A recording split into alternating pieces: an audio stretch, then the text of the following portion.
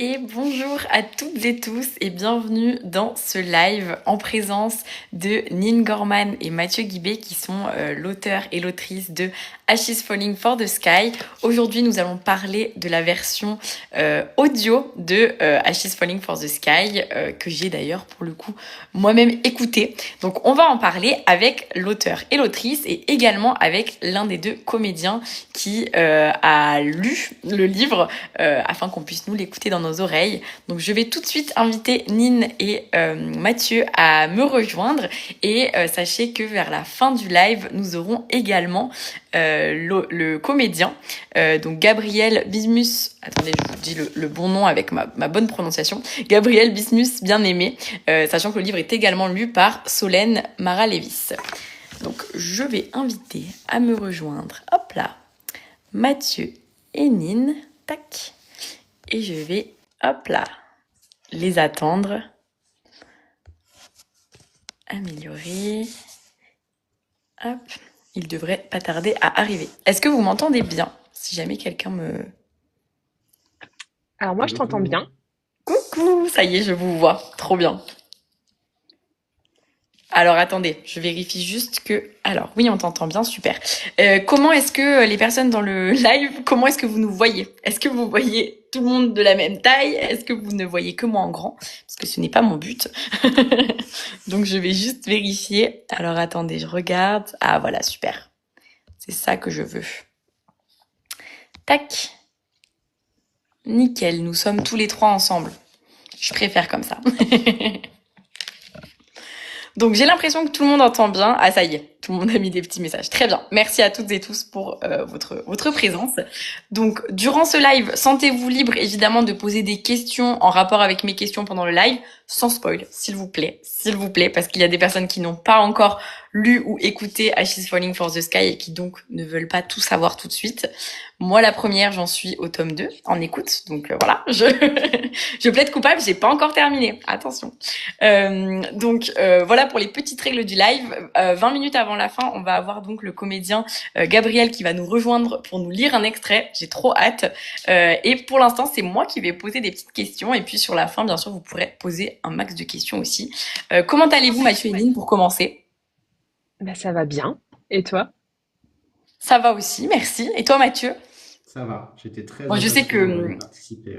ah, trop contente. Bah, moi aussi, je suis trop contente de vous accueillir. Et puis, bon, je sais que vous êtes rodés, que vous avez dû faire répondre déjà à pas mal de questions de lecteurs et de lectrices, mais pas que, à propos de ce livre aussi. Eh bien, justement, ma toute première question, elle vise à parler de Ash is Falling for the Sky en version, donc, livre audio, disponible sur le site Audiolib. Alors, Audiolib, d'ailleurs, j'ai pas introduit, mais enfin, il y a uniquement un site internet, c'est une maison d'édition Audiolib qui fait des livres audio et donc, vous pouvez aller écouter les livres audio ensuite sur plein de plateformes différentes, que ce soit Spotify, Apple, Audible, etc. Enfin bref, voilà. Vous pouvez écouter Ashes Falling for the Sky partout. Le premier est déjà sorti, le deuxième sort demain en livre audio. Et Just Wanna Be Your Brother sort dans un mois, le 26 mars, en livre audio. Donc, trop bien. Voilà. Donc, moi, ma première question, Nine et Mathieu. Non mais alors Mathieu, ça commence comme Marie, je vais pas y Ouais, arriver en je, fait. je vais finir en mari avant la fin du live. C'est un Ça truc de marche. fou. Genre, je me suis dit, non, ça ne va pas. Donc, Nine et Mathieu, est-ce que vous avez écouté votre livre audio? Alors, que ce soit en entier ou pas, cette question m'intéresse beaucoup parce que bah, on en parlera après, mais déjà, est-ce que vous l'avez écouté? Et en entier ou non? Vous avez le droit de pas l'avoir écouté en entier, hein. Alors, moi, personnellement, je l'ai pas encore écouté. Mais enfin, je sais pas si toi tu l'as écouté, Mathieu. Non, pas encore. Mais on a eu la chance, par contre, d'assister à l'enregistrement. Donc, on sait comment ça rend. Et on sait que ça rend très, très bien. Faut voir que le livre audio, c'est un budget temps qu'il faut se caler. Moi, j'écoute pas mal les livres audio, c'est quand je fais des trajets pour aller en dédicace, justement en voiture. Pour l'instant, c'est un peu la saison morte niveau dédicace, on va reprendre bientôt. Mais comme a dit Nine, on a eu la chance d'assister à l'enregistrement des premiers chapitres. Et Nine peut témoigner que déjà, dès le prologue, j'avais les larmes aux yeux. Mm. Donc je ne sais pas si pour ma santé mentale, il va être bon d'écouter les audiolivres, mais il y a quand même quelques chapitres où je suis curieux de savoir ce que ça rend à l'audio. Mm. Bah, c'est vrai que ma question suivante, c'était quel effet ça fait, et du coup, vous y avez déjà un petit peu répondu. Mais enfin, qu'est-ce que, alors, ça émeut, hein, j'imagine. Mais qu'est-ce que ça fait d'autre? Enfin, comment vous le vivez vous de d'entendre vos personnages alors que bah ces voix-là, vous les aviez peut-être dans votre tête en écrivant, ou je sais pas trop comment ça marche dans votre processus d'écriture. Mais qu'est-ce que ça fait soudainement de les entendre, voilà, bah, elles prennent vie, quoi, et elles s'emparent de votre récit, même si vous l'avez pas encore écouté en entier. Bah, vous avez quand même écouté pas mal de débuts de passage avec l'enregistrement. Donc, ça m'intéresse beaucoup, cette expérience-là, vécue par l'auteur et l'autrice. Bah, je pense que tous les deux, on est très dans la vibe cinématographique. Enfin, c'est quelque chose qui nous nourrit beaucoup. Et en fait, c'est un peu comme une première étape avant l'adaptation cinéma. En fait, d'avoir une adaptation audio avec des acteurs. Oui, croisons les doigts que ça arrive un jour. Et, euh, et donc, du coup, oui, ça, forcément, ça fait prendre enfin, les personnages prennent vie. Et c'est une nouvelle dimension, en fait, qui arrive au niveau du roman, des émotions aussi que je pense qu'on les imaginait peut-être pas comme ça crée des nouvelles émotions aussi. Et on a eu la chance, pour le coup, de pouvoir choisir les acteurs qui allaient incarner Ash et Sky. Donc il y a eu un casting. Et c'est vrai que voilà, le choix qu'on a fait, c'est parce qu'on trouvait que ça marchait vraiment très très bien avec les personnages. Il y a quelque chose qui est un peu inattendu justement dans le fait de ce prolongement de prise de vie des personnages. Parce que nous, le travail d'écrivain, c'est de faire sortir les personnages qu'on a dans la tête et de les donner à faire vivre au lecteur. Et le côté audio-livre ou même adaptation, si ça arrive un jour, ça c'est vraiment un truc qui est inattendu, qui n'est pas forcément pensé dans le processus de création. Et dès les premiers instants, on a entendu déjà les essais voix pour, comme a dit Nine, choisir vraiment les acteurs et actrices qui allaient incarner Ash et Sky. Et ça fait déjà quelque chose. On a l'impression qu'il y a une existence. Mais ce qui m'a beaucoup frappé, c'est le travail des comédiens sur les petits ajustements qu'on a demandé sur les premiers chapitres. Et alors là, il y a un talent qui est insoupçonné avec juste des petites inflexions de voix et tout ça. Où là, on arrive à un moment où on se dit, ah, c'est H, ah, c'est Sky. Et là, ça frappe. Il y a comme une existence qui est encore plus réelle, qui est plus palpable. Alors, c'est que la voix. On n'a pas encore le côté cinématographique, comme disait Annie, mais c'est une étape de géant comparé à des mots posés sur une page blanche, quand même. Et ce qui est fou, c'est que dans le casting, il n'y a même pas eu vraiment de débat. Ça a été très évident en fait pour nous, aussi bien la voix pour Ash que pour Sky. Et donc c'est là où je trouve qu'on a quand même vraiment une symbiose au niveau de comment on perçoit nos personnages, Mathieu et moi. Ouais. Et je tiens à dire que justement, le choix des voix, alors forcément, ce qu'on entend en premier, c'est le timbre. Mais je pense que ce qui nous a mis d'accord, c'est l'émotion qu'ont mis les acteurs dans leurs prestations. Et c'est vraiment sur l'émotion qu'on a choisi Gabriel et Solène. Ah bah, c'est sûr que les émotions, on les ressent dès le début, hein. Alors moi, j'ai pas écrit le livre, donc j'ai été émue au début, mais pas pour les mêmes raisons que vous. Mais c'est vrai que dès le début, les comédiens s'emparent super bien des personnalités des personnages. Et pour le coup, moi, j'ai une expérience d'autant plus particulière avec Ash is Falling for the Sky, parce que c'est un de mes tout premiers livres audio. Donc je pense qu'il y a quelque chose en plus. Vous savez, c'est comme toutes les premières fois où vraiment je sais que je vais m'en souvenir d'autant plus parce qu'il y a aussi cette nouvelle expérience de lecture qui est l'écoute d'un livre. Et en même temps, bah, j'ai tellement vite été prise dans l'histoire, dans les dans la rencontre entre ces deux personnages, dans la découverte de leur personnalité.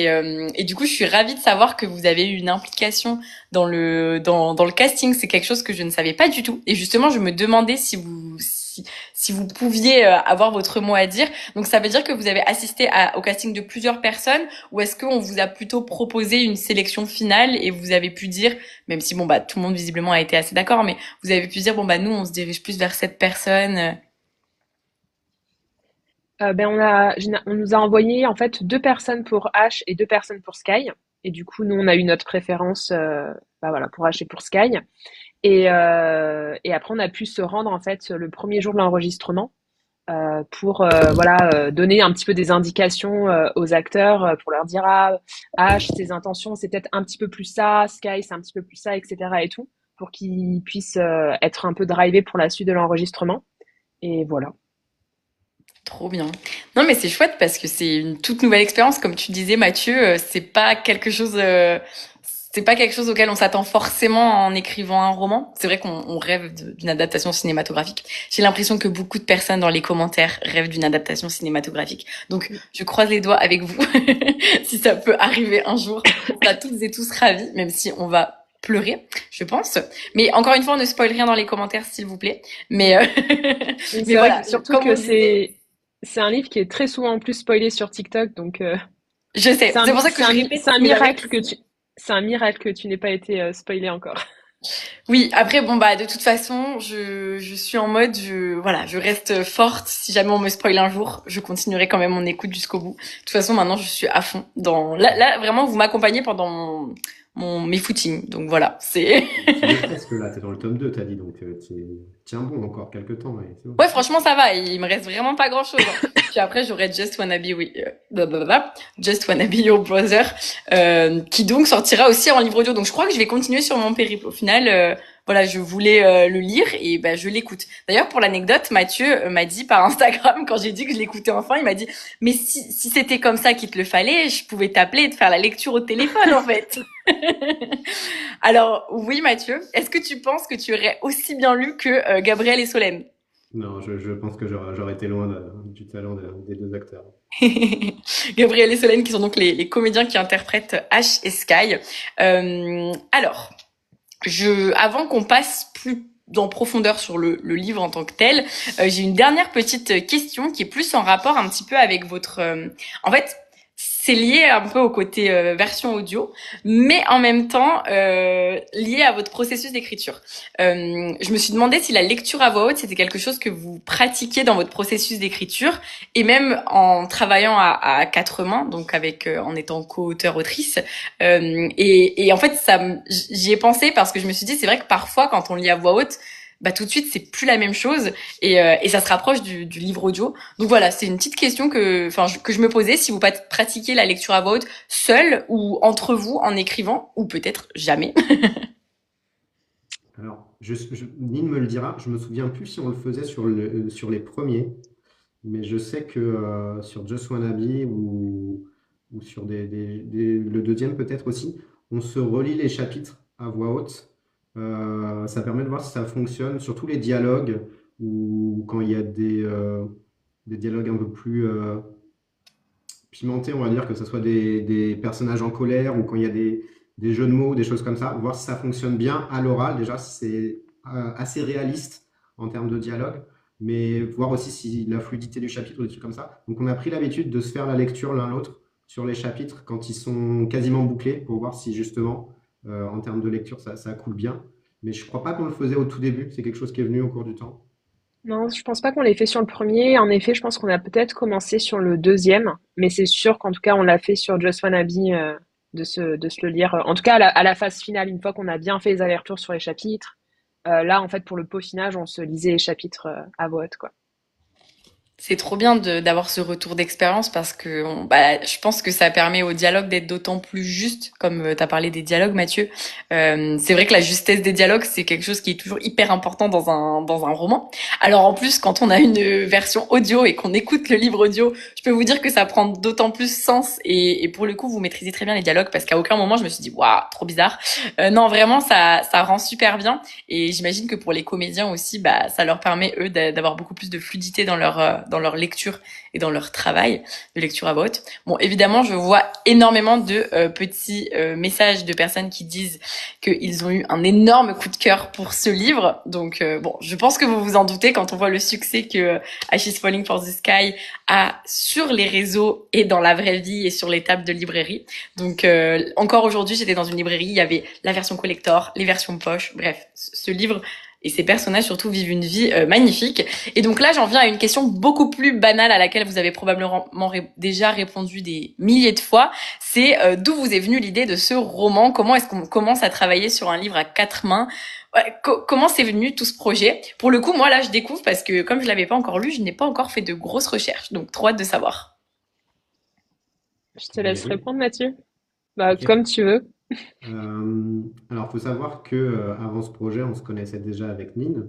Comme moi, je travaillais en maison d'édition, j'étais en contact avec elle pour tout ce qui était booktube, promotion, service presse, tout ça. Mais comme j'aime bien discuter avec les acteurs avec qui je travaille, on avait rapidement vu qu'on avait des points communs en termes de musique, de bouffe, de délire, enfin voilà. Et un jour, Nin s'est mis à écrire sur la plateforme Wattpad. C'était au début de Wattpad en France, je pense, que moi je ne connaissais pas du tout. Et du coup, j'ai un peu suivi son aventure. On a parlé un petit peu dans les coulisses de son texte. Et puis, elle m'a parlé de la plateforme.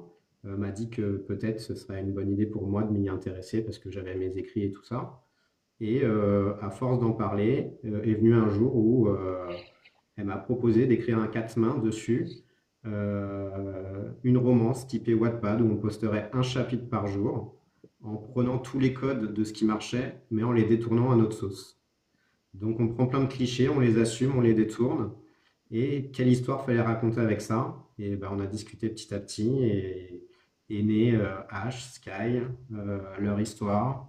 On a placé ça à Bloomington, une ville que j'avais découvert pendant mes études.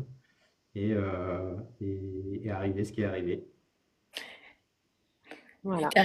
Est arrivé ce qui est arrivé, c'est-à-dire le succès. Mais c'est vrai que et il faut savoir qu'on n'avait pas du tout d'avance. Donc on a brainstormé un petit peu moins d'un an. Alors pas de manière continue, mais voilà, dès qu'on discutait, on en parlait, histoire de commencer à faire naître un petit peu surtout les personnages, parce que c'est surtout les personnages qui nous sont venus en premier. Et quand on a commencé à écrire, on savait où on allait, on avait la fin.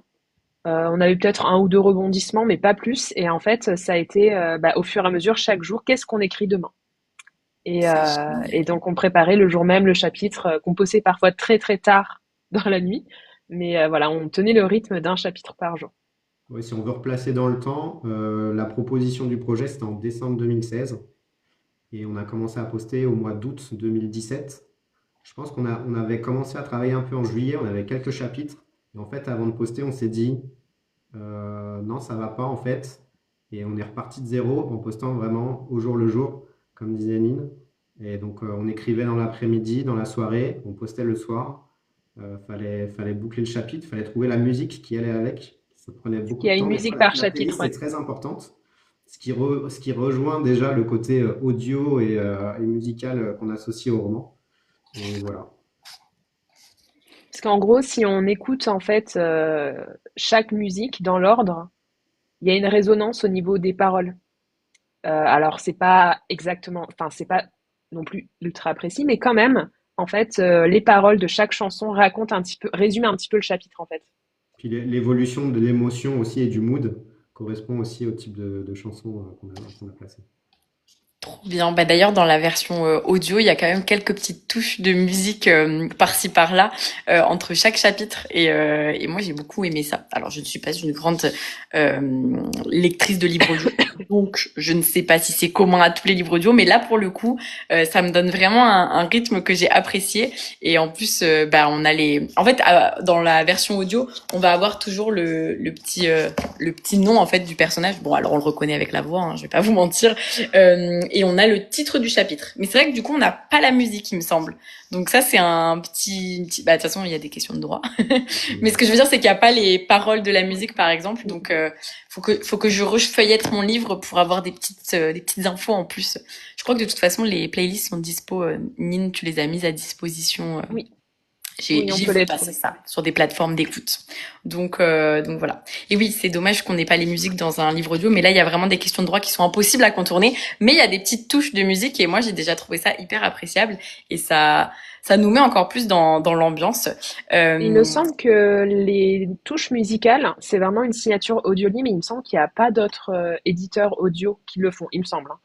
ouais, il me semble aussi, hein, si je dis pas de bêtises, qu'il n'y a Mm. pas tous les livres audio qui ont cette petite touche d'originalité et de d'atmosphère qui est hyper agréable.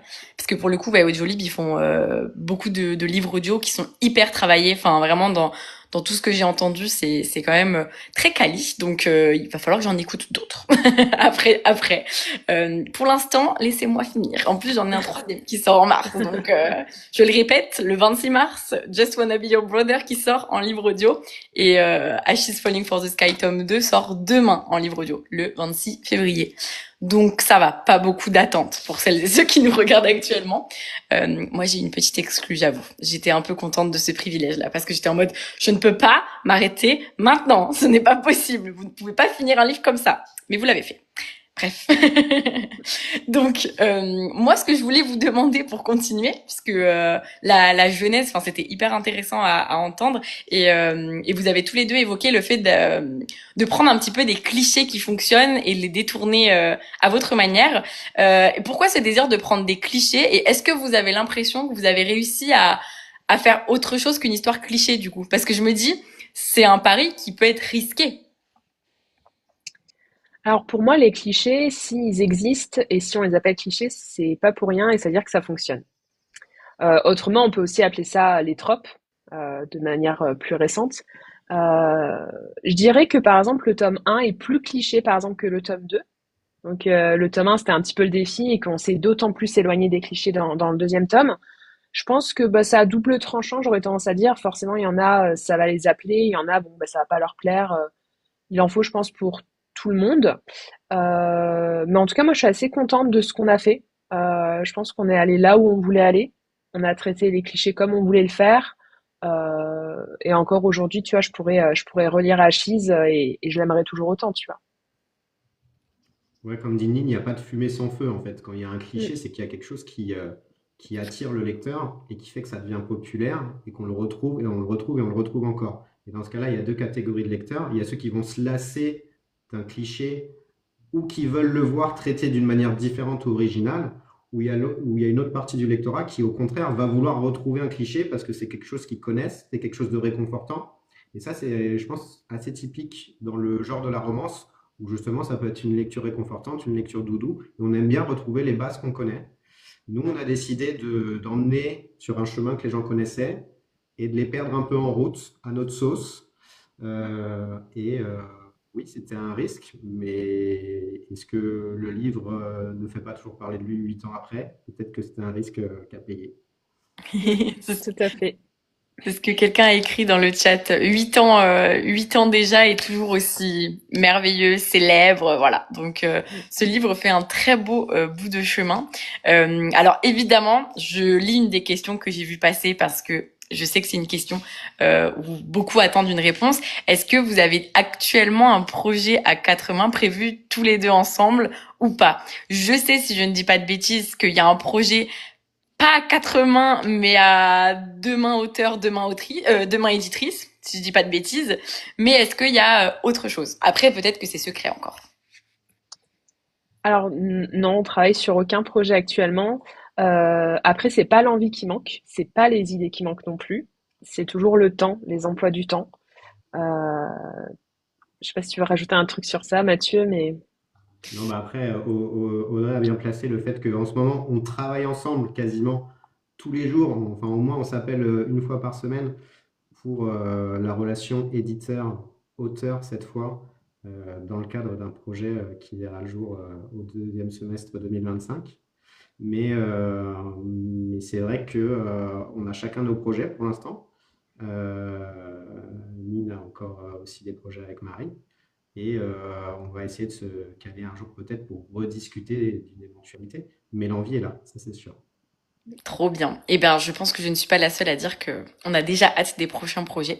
Mais on vous laisse le temps, tranquille. Déjà, 8 ans. Enfin, je veux dire, où est passé le temps? Moi, je comprends pas comment c'est possible qu'il soit sorti il y a déjà 8 ans. Que je ne l'écoute que maintenant, en plus. Mais bon, bref, mais c'est un autre en fait, problème. je pense qu'il y a aussi le fait qu'il y a eu deux vies avec Achise finalement. Donc il est sorti une première fois et puis c'est en 2021, je crois, Mm. que il y a eu ou 2022.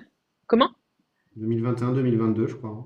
Où il y a eu une nouvelle vie en fait avec TikTok qui s'est emparé du bouquin. Le bouquin était plus du tout dans les Fnac, dans les librairies, on le voyait plus et en fait il est revenu, il a été redistribué partout. Donc il y a ça aussi qui fait que, enfin, moi j'ai du mal à me dire que ça fait 8 ans parce que comme il y a eu une seconde vie, je me dis c'est encore tellement récent en réalité et en fait pas du tout. Ouais, tu l'as vu. Ouais, ouais. T'as l'impression du coup que la deuxième vie, comme elle est très proche, parce que 2022, bon, dans nos têtes, c'est un peu hier en fait.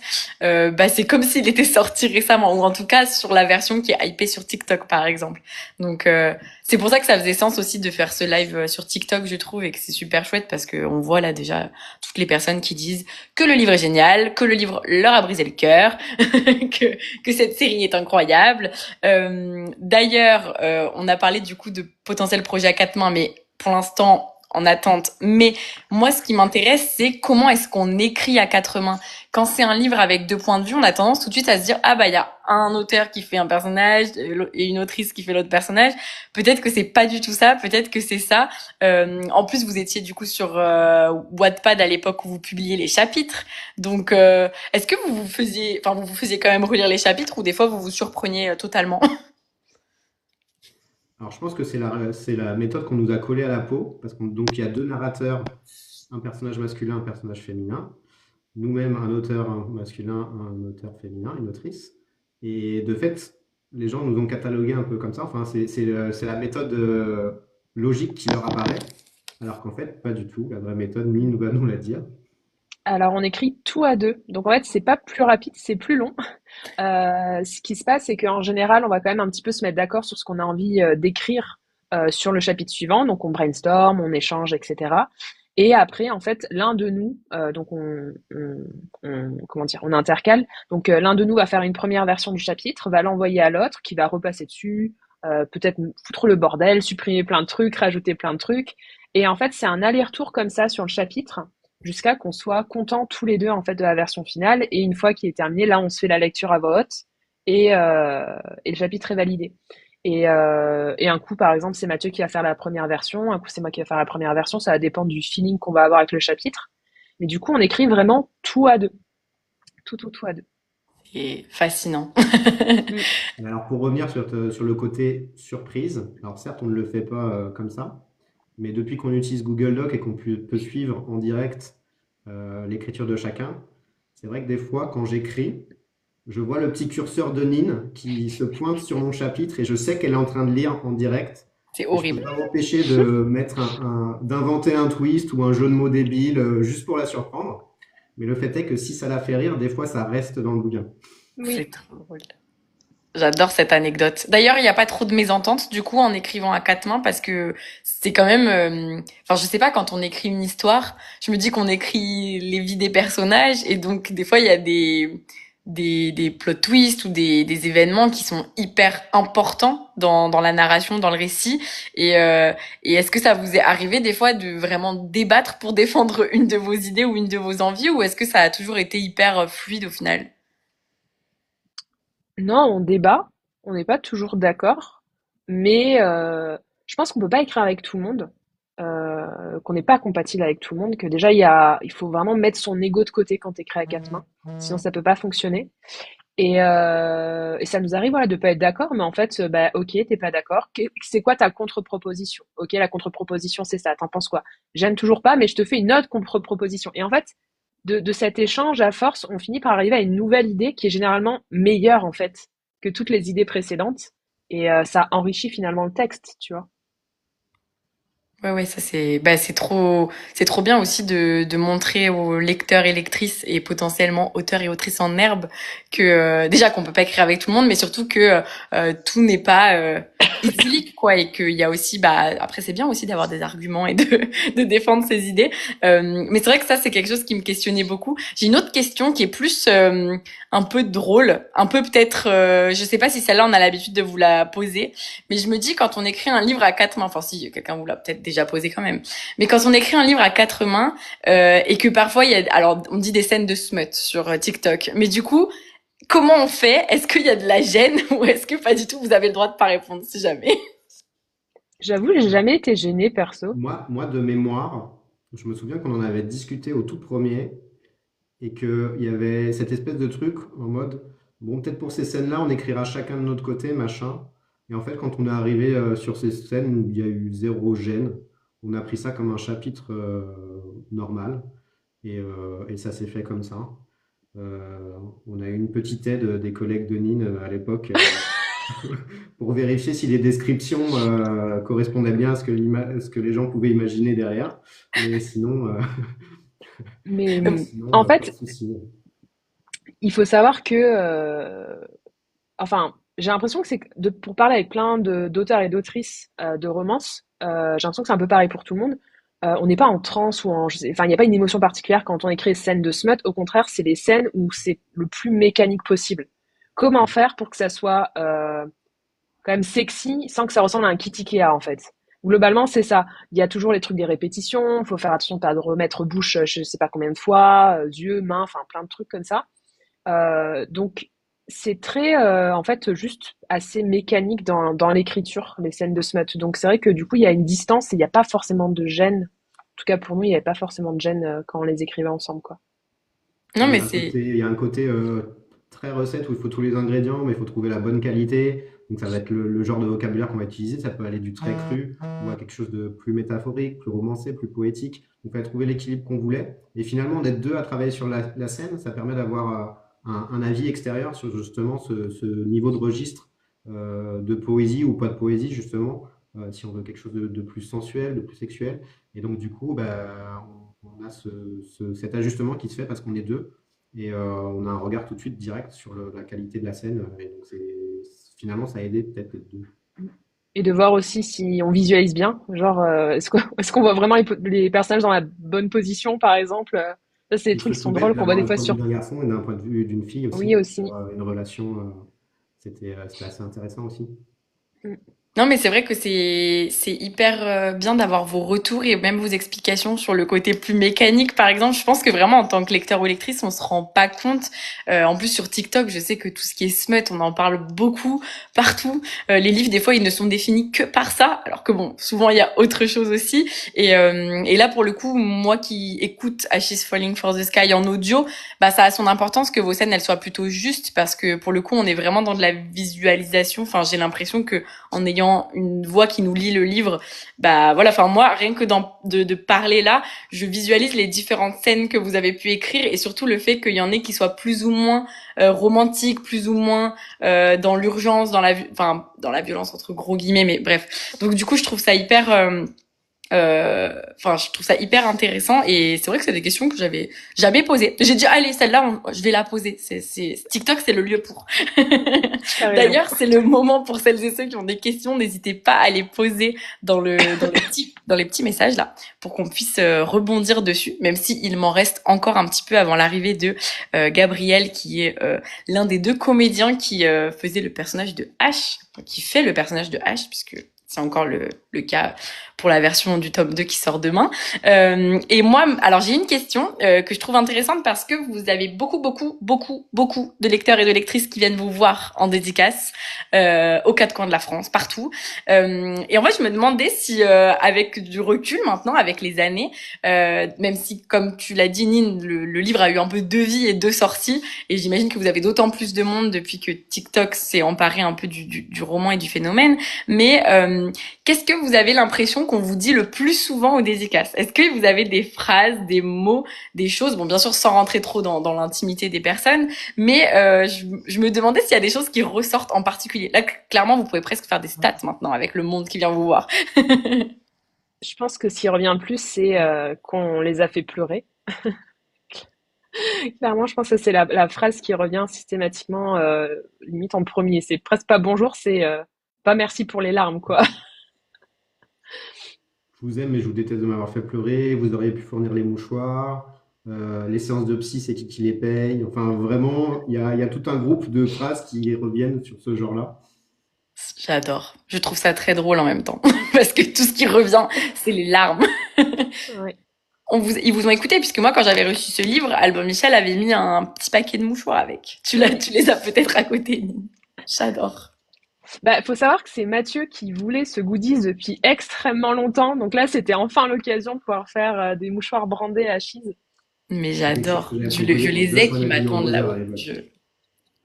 Pardon, Mathieu, t'as dit quoi? J'avais proposé ça pour Just Wanna Be Your Brother à l'époque. J'étais à fond sur mon paquet de mouchoirs. Mais Ouais. oui.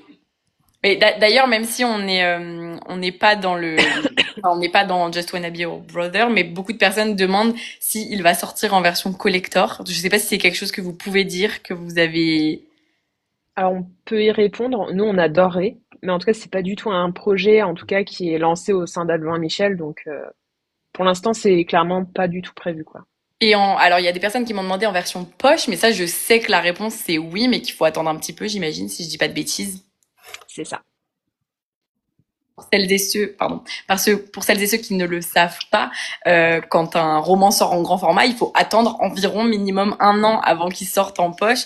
Donc, Just Wanna Be Your Brother n'est pas si vieux que ça non plus. Et puis, tant qu'il vit sa meilleure vie en grand format, on le laisse encore vivre sa meilleure vie en grand format. Donc, il faudra un petit peu de patience. Mais en livre audio, dans 1 mois. Donc, vous avez... Exactement. Alors, il y a une question que je trouve hyper intéressante. Quelqu'un a demandé, alors, quelle scène a été la plus dure à écrire? Je répète, pas de spoil dans ce chat, si jamais pour les personnes qui écoutent. Du coup, si c'est une scène que vous ne pouvez pas dire sans spoiler, dites-nous juste la page de quel Après, ça livre. dépend si Euh, c'est une scène plus dure à écrire moralement ou techniquement. Oui, c'est vrai que les deux, répondez à la question sous les deux formes, tiens. euh, Moralement, alors ça est dur sans spoiler. Je vais essayer de parler sans spoiler. Mais il y a une scène dans le tome 1, quand Sky rentre pour Thanksgiving chez ses parents. Il y a une scène qui est très très violente à cet endroit-là, qui je trouve a été extrêmement difficile. Je peux pas dire parce que ça va spoiler pour le coup, mais qui était très très violente.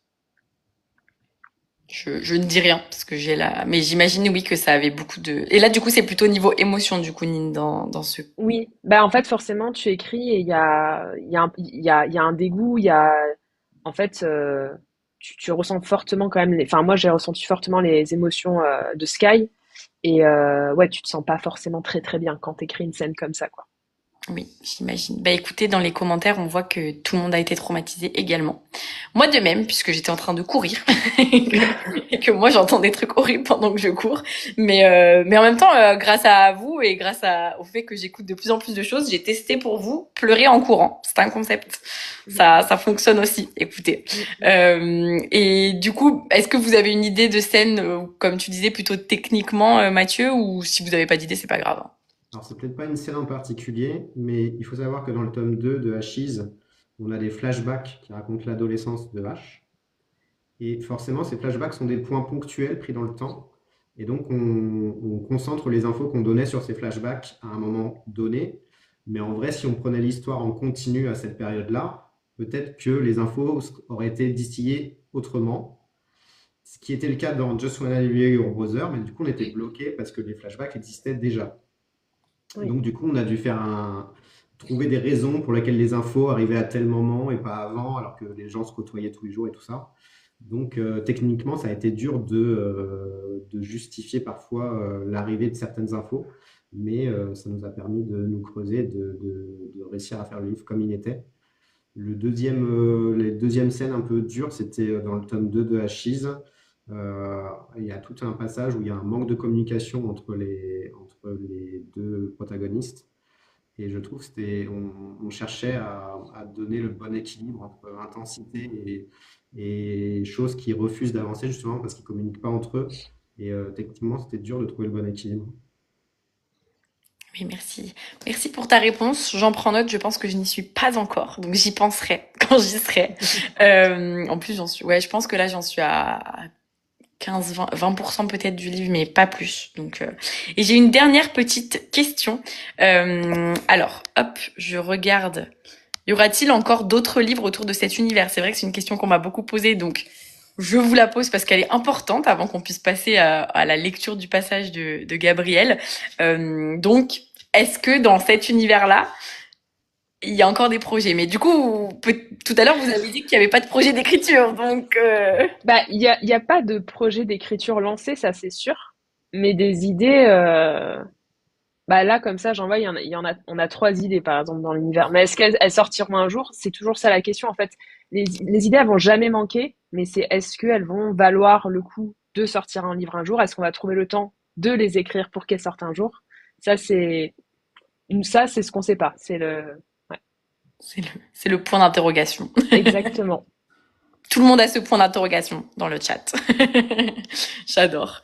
Donc, ma dernière petite question, en fait, en fait, c'est rigolo parce que quand j'ai écouté le livre en version audio, j'ai eu des petites phrases qui ressortaient que j'avais déjà vu passer sur vos réseaux sociaux, évidemment, des phrases clés un peu du livre, surtout des phrases qui étaient tatouées sur la peau des gens. Et je me disais, mais qu'est-ce que ça fait pour vous en tant qu'auteur-autrice de vous dire qu'il y a un morceau de votre écriture, voire même parfois, je crois que c'est des personnes qui se tatouent votre typo carrément, si je dis pas de bêtises.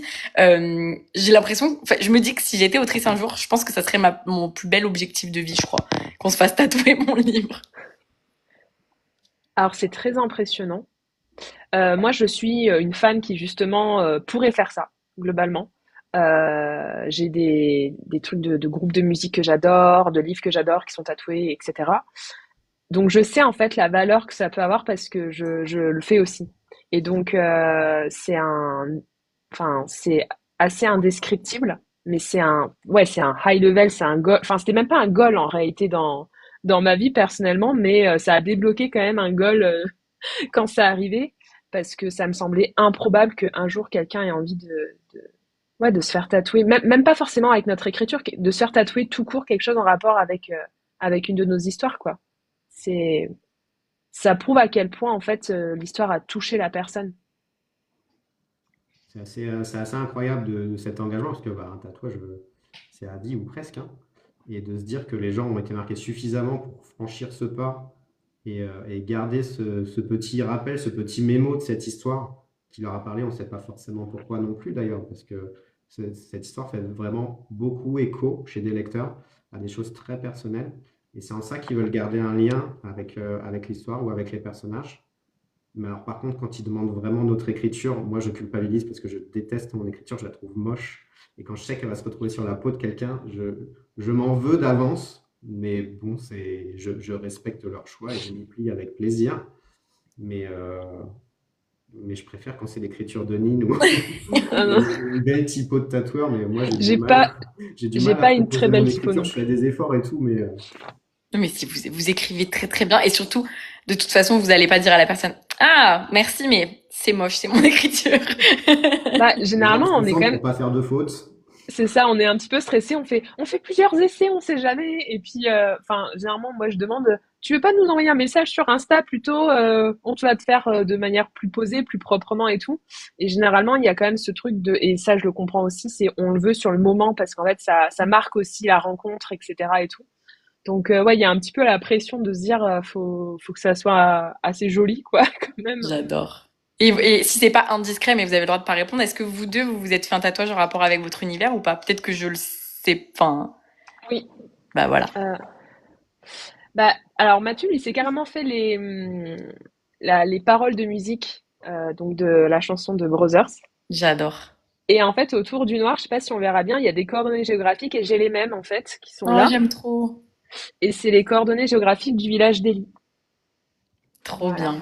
J'adore. Merci pour cette information. Bon, pas secrète du coup, mais je suis ravie d'avoir eu plein d'anecdotes et d'ailleurs les lecteurs et lectrices aussi visiblement. Vous allez avoir l'occasion de poser d'autres questions après que Gabriel Bismus bien-aimé vienne nous faire un petit passage lecture du livre. Donc je vais tout de suite l'inviter à nous rejoindre. Hop là. Ne bougez pas. Alors attendez, c'est le moment où je dois chercher. Ah oui, vous êtes. Alors attendez, hop, voilà, j'ai. Tac. L'invitation est envoyée et j'ai trop hâte. Ça va me faire revivre plein d'émotions. En plus, moi, c'est hyper récent pour le coup mon écoute. Et et bien, nous voici tous les quatre réunis.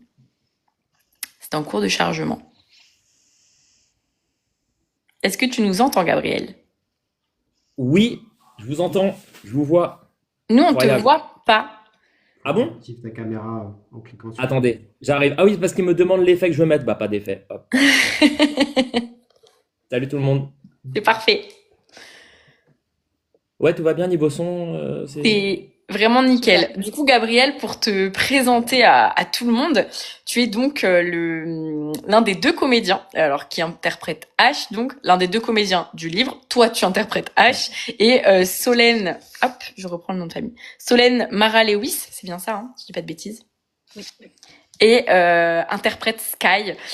Donc ça veut dire que en fait Gabriel, c'est un peu bizarre. Ça veut dire que j'ai eu ta voix dans les oreilles là depuis plusieurs heures, depuis quelques semaines. C'est très Ouais, drôle. on est pas- Alors du coup, on va te laisser nous lire le passage qui a été choisi.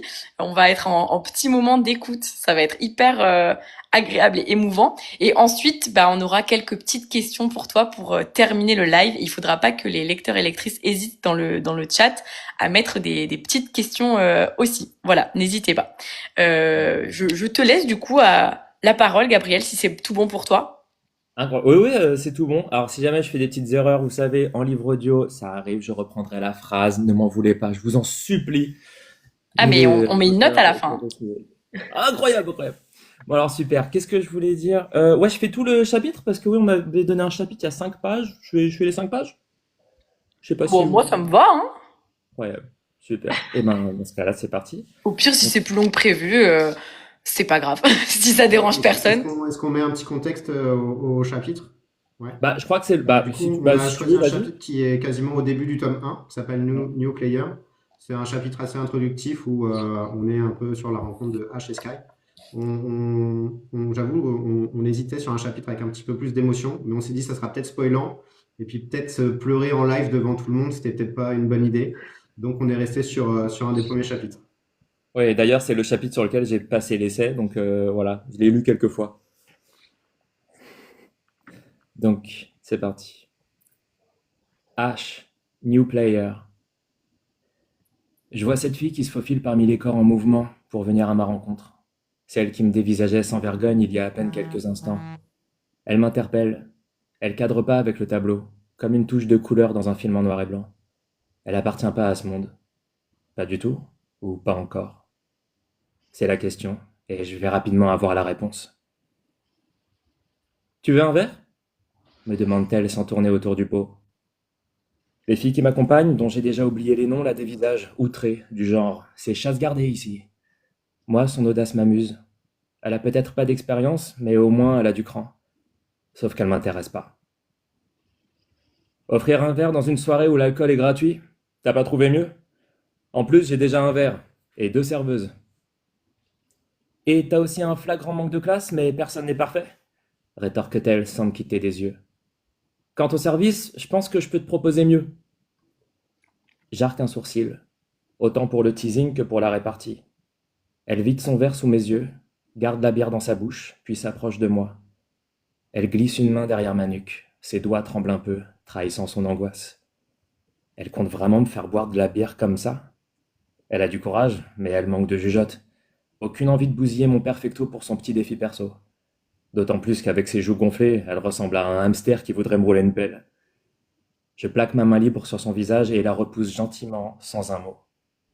Les deux jeunes filles qui se disputaient, voilà. Les deux jeunes filles qui se disputaient mes faveurs commencent à se foutre de sa gueule et perdent aussitôt tout intérêt à mes yeux. Quant à l'autre joueuse, stoppée dans son élan, elle rouvre les yeux et éclate de rire, elle aussi, en aspergeant involontairement les deux blondes. Sur le moment, je la devine sournoise et mauvaise perdante, se vengeant sur les filles pour digérer son propre râteau. Mais rien de tout ça, non.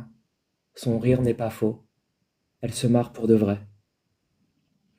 Désolé les filles, j'imaginais le tableau et j'ai pas pu me retenir. Merde, à quoi je pensais? J'ai failli avaler de travers en plus. Les autres n'écoutent pas ses excuses. Elle qui s'esclaffait à plein poumon hurle maintenant au meurtre, horrifiée, le visage ruisselant de bière. Elles partent se rincer aux toilettes et le nombre de joueuses se réduit aussitôt. Ne reste plus que l'ingénue. Cette fois, je prends le temps de la détailler. Son carré court plongeant, légèrement ondulé, est aussi sombre que ses yeux sont clairs. Son visage juvénile exprime tour à tour la fraîcheur et la combativité. Sa silhouette, elle, est plus douce que sa répartie. Pourquoi s'entête-t-elle à jouer un rôle qui ne lui convient pas? Je la fixe en silence et ne peux m'empêcher d'esquisser un sourire. Elle reprend la partie en premier. Le mot que tu cherches est merci. déclare-t-elle en m'arrachant ma bière des mains pour la vider à ma place. Désolé, j'ai pas eu l'occasion de goûter la mienne. Culotté. Merci pourquoi, en fait? J'ai fait fausse route? T'appréciais vraiment leur compagnie? C'est pas l'impression que j'avais de là-bas. J'avoue, son audace me surprend. Elle joue le jeu jusqu'au bout.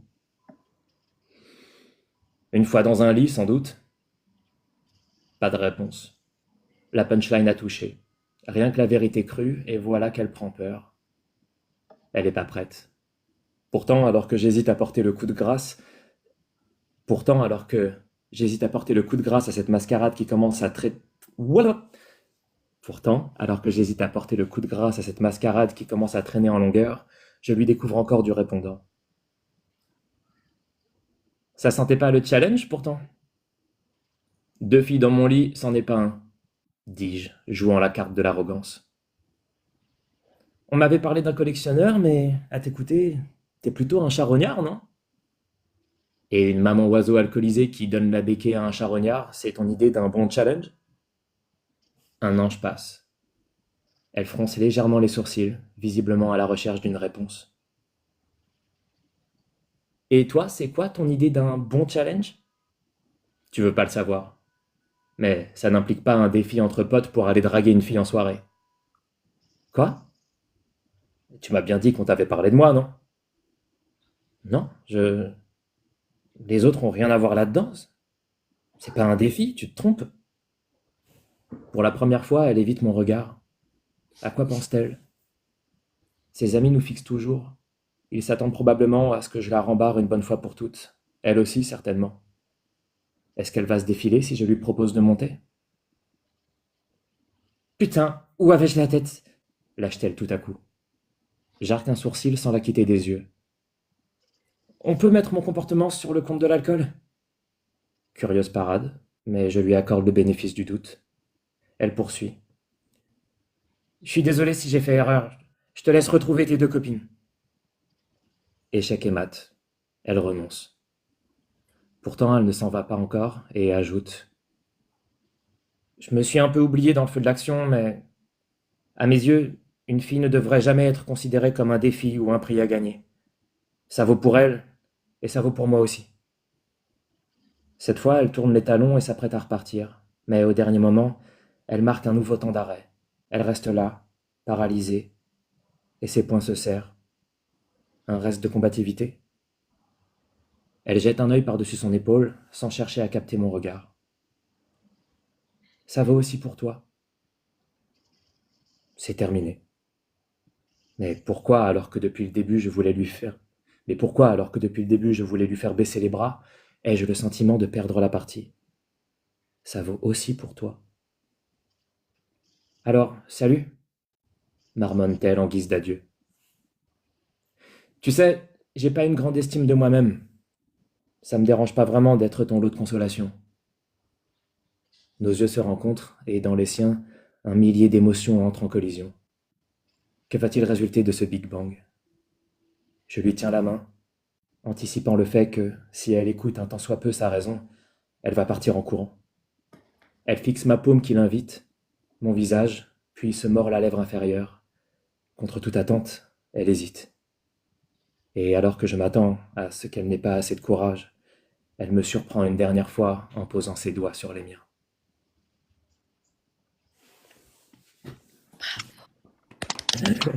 Ça donne trop envie d'applaudir.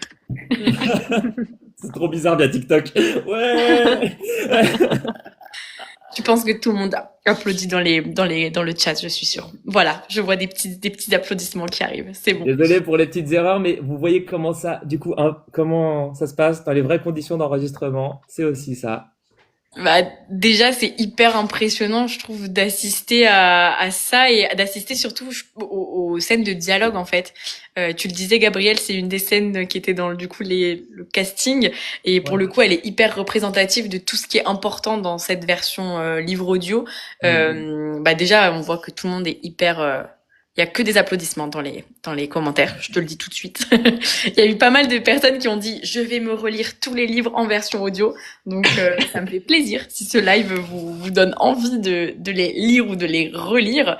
Et du coup bah merci beaucoup Gabriel pour cette lecture en direct. En plus les conditions sont pas évidentes pour toi qui as l'habitude justement d'être en studio. Oui, oui, bah, de toute façon, c'est juste que là, à la place d'un micro de fou, je suis sur mon téléphone et le texte est là, mais sinon, c'est à peu près pareil. Ah bah ça va. En tout cas, pour moi vraiment, qu'il ait écouté cette scène il y a genre 2 semaines grand maximum, c'est fascinant comment ça c'était hyper imprégné en moi parce que je me souvenais un petit peu de certaines répliques et tout. Bon, Nine et Mathieu, eux ils l'ont écrit carrément, donc j'imagine que vous vous souvenez quand même de certaines choses, Nine et Mathieu. Oui. On l'oublie assez facilement, hein, ça remonte, comme on a dit tout à l'heure. Et c'est vrai que quand on redécouvre, enfin, quand vraiment, alors, on l'a retravaillé plusieurs fois, le texte à l'occasion de la sortie poche, quand on a repris Just Wanna Be Your Brother, on a relu évidemment les Hachis, mais il y a des petits détails des fois qu'on oublie et quand on les redécouvre, ça fait plaisir. Et quand on les a redécouverts à la version audio, quand on a été écouter l'enregistrement, c'est encore plus impactant du coup d'avoir la voix et l'émotion. Donc non, ça touche, ça touche. Trop bien. Et Gabriel, je te pose une petite question. Tu fais énormément de doublage, de lecture de livres audio, donc bon, c'est quelque chose dont tu as l'habitude. Enfin, comment dire?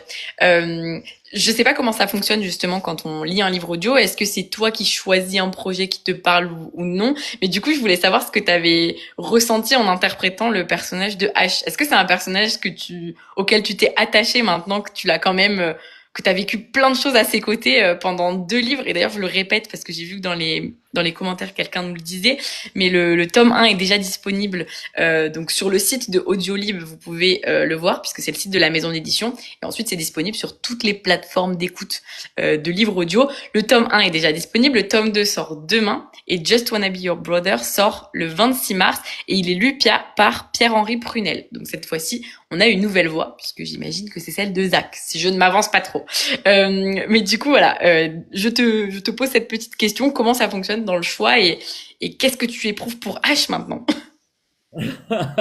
Bah, entre autres, c'est marrant parce que, alors, oui, on peut choisir nos projets, on peut dire ah non, ce livre, j'ai pas envie de le faire. Il y a aussi, bien sûr, en fonction de, enfin, j'ai envie ou j'ai pas envie. Il y a aussi en fonction du temps qu'on a, parce qu'un livre audio, ça prend du temps à enregistrer. Et moi qui fais déjà pas mal de doublage, c'est vrai que parfois ça peut être, on ne peut pas toujours les caler, les séances, surtout si le livre est long. Là, vu que c'était en double voix, donc avec Solène Mara Lewis, c'est ça? Oui, Solène. Et ben, il y avait moins de temps d'enregistrement. C'est-à-dire que si j'avais dû faire tout le livre, là, ça aurait peut-être été plus compliqué, tout ça. Mais alors, bien sûr, alors, normalement, c'est pas du tout mon style de livre que je lis. Moi, en tout cas, enfin, je veux dire que je lis pour moi, personnellement, chez moi, la romance comme ça. Mais vu que c'est un récit à la première personne, enfin, du coup, à chaque fois qu'il y avait les chapitres de H, bah, je le vivais comme. C'est presque comme une voix off dans un doublage de comédie romantique, enfin plutôt de romance. Et en doublage, bah, j'en ai fait plein des rôles, enfin, soit comme ça, enfin, il y a tout un éventail. Et donc, moi, j'aime bien aussi faire ces rôles-là. C'est rare que je fasse quand même des bad boys. On me donne plus souvent le rigolo ou je sais pas, ou le mec. Enfin, bref. Mais ouais, ouais, un bad boy comme ça, c'est rare, mais c'est pas. J'ai vachement aimé en tout cas l'évolution, notamment dans le tome 2 parce que comme vous l'aviez dit, parce que oui, j'étais là un peu au début du live, en fait. Attention, pas de spoil. Non, non, Zoé, pas de spoil, pas de spoil. Mais le premier tome, en effet, était. En tout cas, moi, je voyais que mes parties. Je voyais que les parties de H. Je trouvais que c'était, bah, justement, comme vous l'aviez dit, une romance plutôt attendue. Enfin, je veux dire, je me doutais qu'il allait se passer ce genre de choses entre H et Sky. Et dans le tome 2, moi, j'étais, ah, d'accord. Je me suis surpris moi-même. On était plusieurs, bah, du coup, avec Xavier qui enregistrait, Xavier Bord. On a été très émus par des passages dans le tome 2. Donc je ne dis rien. Mais même nous, à l'enregistrement, on était, ah ouais, ah d'accord. Bon, ok. Bah, faut pas trop que ça s'entende dans la voix. Enfin, un peu, hein, mais ouais, ouais, ouais. Alors, on peut pas en Voilà. parler maintenant, mais nous, on va vouloir savoir, par contre, en tant qu'auteur. Ah bah, Oui. vous allez Ah pouvoir nous bah, envoyer ouais, des petits ouais. messages à la fin. Ouais, après. après. Non, donc voilà, je crois que je sais pas si j'ai répondu à toutes Oui, les. tu as Ouais. très très bien répondu. Et ça veut dire que est-ce que tu lis toute l'œuvre d'abord ou est-ce que des fois tu découvres aussi chapitre après chapitre en les interprétant? Alors moi, je suis un mauvais élève, je ne lis pas avant. Je découvre. Surtout que la première fois que j'avais fait un livre audio, je me suis encore plus permis de faire ça parce que c'était pour Call Me By Your Name et j'avais déjà doublé le film. Et donc voilà, j'étais déjà dans l'univers et donc j'avais débarqué comme ça. Euh, et ça l'avait fait. Et donc, oui, non, non, en fait, ça demanderait vraiment beaucoup, beaucoup de travail en amont. Alors, je sais qu'il y en a qui adorent arriver comme ça, tout préparer carrément, ils font des annotations et tout. Moi, j'avoue que pour le livre audio, je travaille pas comme ça, je découvre et si jamais à un moment je vois une longue phrase qui va être périlleuse, et ben juste on fait une petite pause, je la lis, je la décortique, voilà, je mets des petites barres pour savoir les endroits où je vais prendre une respiration quand je vois qu'il n'y a pas trop de ponctuation ou quoi. Et, euh, et voilà. Ouais, c'est ça. Trop Donc bien. non, je découvrais. Mais comme tu disais que tu avais été surpris par certaines scènes, justement, je me disais, ça veut dire que potentiellement tu les connaissais pas forcément avant. Ouais, Et en ouais. même temps, c'était hyper chouette là d'assister à une lecture audio en direct parce que pour le coup, toi alors comment s'appelle le doubleur, enfin le doubleur de Zach, le comédien qui interprète Zach, ça va être Pierre-Henri Prunel. Je réponds à la petite question, pardon. Du coup, Gabriel, pour revenir à ma question. Euh, C'était trop intéressant de voir ta lecture audio en direct parce que on voyait que tes yeux ils lisaient les lignes, mais qu'en même temps, par exemple, il y a un moment, t'as fait une pause et j'ai cru comprendre que c'était parce que tu voulais voir si c'était Sky ou si c'était H qui parlait pour interpréter la bonne voix. Et du Ouais. coup, c'est hyper chouette de le voir en direct parce qu'on se dit waouh, l'expérience elle est d'autant plus impressionnante en vrai pour nous parce que nous on est là et toi t'y vas quoi. Ah mais là, puis en plus, attends, bon, l'extrait, je l'avais lu une fois avant le live pour déjà me le remettre en tête, pour pas non plus trop bugger. Et t'as vu, j'ai quand même bugué. Et pareil, le livre, on l'a déjà lu. Donc non, en vrai, quand on enregistre, il y a des moments où, parce que vu que maintenant les auteurs ils disent pas toujours dit H ou dit Sky, et alors, parfois on est là, attends, attends une seconde, attends. Donc là, attends, je vais aller jusqu'à la fin du. Attends, ok, donc vu qu'à la fin c'est écrit dit Sky, et ben on remonte comme ça, on fait ah ok c'était ça commençait par H, ok bon bah dans ce cas-là c'est H. Et donc oui il y a des moments où on s'arrête vraiment, je sais pas un petit 10 secondes pour tout lire. D'où l'intérêt de certains qui travaillent en avance et mettent Ah mais ok oui. donc là c'est H et SK quand ils sont pas sûrs à l'avance. Mais après je dis ça mais c'est parce qu'en tant que lecteur quand on lit pas à voix haute mais vous quand vous lisez des livres quoi et ben on comprend beaucoup plus vite qui parle parce que nos yeux ils peuvent vite aller chercher l'information alors que quand on lit à l'oral bah c'est pas tout à fait évident parce qu'on s'engage directement dans l'un des deux personnages dans l'une des deux voix et déjà qu'il faut différencier, là pour le coup, heureusement, il n'y a que deux personnages dans cette scène, Ash et Sky, donc je prenais juste une voix un petit peu plus légère, mais pas trop exagérée, parce que c'est ça qui est difficile dans le livre 2, c'est de pas faire des trucs trop exagérés voilà, quand on performe un autre genre, quoi. Mais voilà, attends, j'ai fait un tunnel. Non, c'était hyper intéressant et c'est vrai que quand j'écoute, moi j'ai Sky et Ash dans les oreilles du coup et je me suis toujours demandé, mais j'ai eu la réponse en écoutant Ash is Falling for the Sky, si vous interprétiez les dialogues de l'un et de l'autre, mais du coup non, chaque Non. comédien fait son chapitre et du coup fait les voix de Ash, de Sky et des autres personnages et bon c'est vrai que ça serait hyper complexe en fait de faire ça. Bah, double micro, surtout juste pour les dialogues. Dialogue. Alors, je crois que ça s'est fait. Ah Ouais, mince, ça se fait. Ah, il a disparu au moment où il allait nous dire quelque chose de génial. Attendez, je C'était la regarde. révélation. oui, j'avoue, vraiment, ça a été. Si on était tous comme ça, là, on attendait la réponse. Alors attendez, je regarde si je peux le Audiolib, faut couper, tu réinviter. sais. Hop là. Ils vont Il a censurer. dû y avoir un petit bug. C'était très drôle. C'était vraiment au moment le plus. Mais c'est super intéressant. J'aime trop avoir cette. Réinvitez-moi. Je viens de te réinviter, normalement. Oui. Alors attendez, est-ce que ça marche? Oh là là, le suspense. Mais oui, je suis d'accord avec vous. On a beaucoup trop de suspense d'un coup. Je t'ai réinvité normalement, Gabriel. Si je j'ai écrit, je peux plus cliquer sur inviter parce qu'il y a écrit personne invitée. Après, je peux te désinviter et te réinviter, hein, mais attendez, je fais ça. J'annule l'invitation, je réinvite. Hop. Ah, on tient quelque chose. Est-ce que tu nous entends, Gabriel?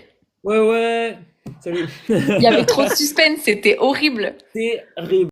Je sais même plus ce que je disais. On parlait d'interpréter les dialogues de l'un de l'autre. Les Ah oui, doubles c'est voix. ça. Et oui, bah si je crois qu'il y a des livres qui l'ont fait de comment dire de voilà de comment dire qu'il y ait des comédiens qui fassent enfin bref, chaque personnage, chaque comédien fait un personnage dans le dialogue même, mais c'est souvent quand il y a un narrateur qui est encore un autre joué par un autre comédien. Je crois que ça s'est fait, Ok. mais là c'était pas le cas vu que chaque chapitre c'est un personnage, ça aurait été un peu compliqué que juste on attende que l'autre ait fini son chapitre pour ensuite enfin ouais, peut-être compliqué pour ces livres-là. Je sais Mais que je crois ça que se ça fait un petit peu plus aux États-Unis, mais ça reste quand même assez rare parce que c'est même aussi beaucoup plus coûteux à produire. Enfin, c'est un beaucoup plus gros casse-tête à réaliser. Hum, hum.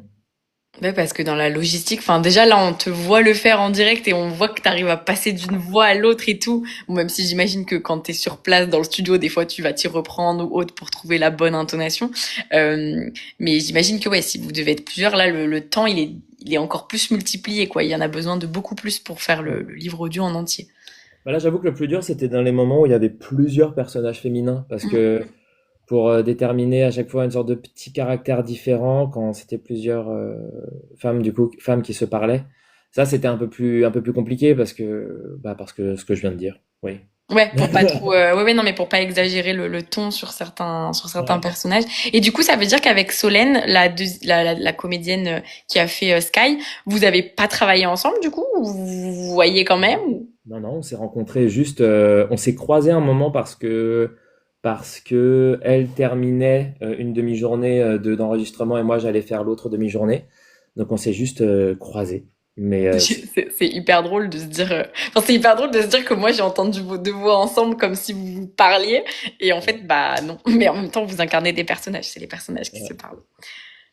J'ai l'impression que niveau questions, on est bon. Alors, j'ai vu des petites questions sur le fait qu'il y ait un film ou une série de Ash is Falling for the Sky. Et donc, comme Mathieu et Nine l'ont dit, ils aimeraient beaucoup, mais pour l'instant, on croise toutes et tous les doigts pour que ça arrive. Je le répète donc, le livre Ash is Falling for the Sky est disponible en version audio. Le tome 1 est déjà disponible, le tome 2 sort demain, donc on peut dire qu'il est déjà disponible, donc le 26 février. Et le 26 mars sort Just Wanna Be Your Brother qui est lu cette fois-ci par Pierre-Henri Prunel. Donc avec nous aujourd'hui, nous avions Mathieu Guibé et Nine Gorman qui ont écrit le roman et Gabriel Bismuth bien aimé. Je ne sais pas si je le prononce bien, donc vraiment il faut me Bismuth, reprendre. mais t'inquiète, y a pas de souci. Vas-y, redis-le-moi. Bismuth, bismuth. Bismuth, ok, c'est le T que je dois prononcer à la fin. Ouais. Très bien. Gabriel Bismuth, bien aimé. Merci d'être venu et de nous avoir fait cette lecture. C'était un moment génial. Beaucoup de personnes dans les commentaires ont dit qu'ils avaient adoré et qu'ils avaient trouvé ça hyper original aussi d'avoir cette lecture audio dans un live. Donc merci beaucoup à tous les trois. C'était un grand plaisir. Le live, pour celles et ceux qui n'ont pas pu le voir en entier, est dispo en replay sur le site d'Audiolib et probablement sur leur TikTok ou leur Instagram. Je vous laisserai aller voir. Et merci à tous les trois. C'était un plaisir. J'ai adoré et c'était hyper intéressant. Merci à Merci. toi, merci à vous. Et merci de nous avoir choisis hein, pour lire ce livre. Merci beaucoup. Bah, c'était vraiment une évidence. Vraiment, quand on a entendu ta voix pour H, c'était évident. J'adore. C'est trop de gentillesse dans ce live. J'aime bien, on finit sur cette belle touche positive. Donc, passez toutes et tous une très belle soirée. Et puis, allez écouter Ash is Falling for the Sky. Moi, j'y vais là. J'y vais tout de suite. Parce que là, on m'a teasé des trucs. Faut que j'y aille. Et vous avez vu, j'ai réussi à pas me faire spoiler encore, hein. Mathieu Oui. et Nine. On est sur une bonne pente. Bonne soirée à toutes et tous. Bonne Merci soirée. encore. Salut tout le Merci, monde. Au salut. revoir. Et merci à toutes celles et ceux qui ont regardé le live. C'était trop chouette. Hop là.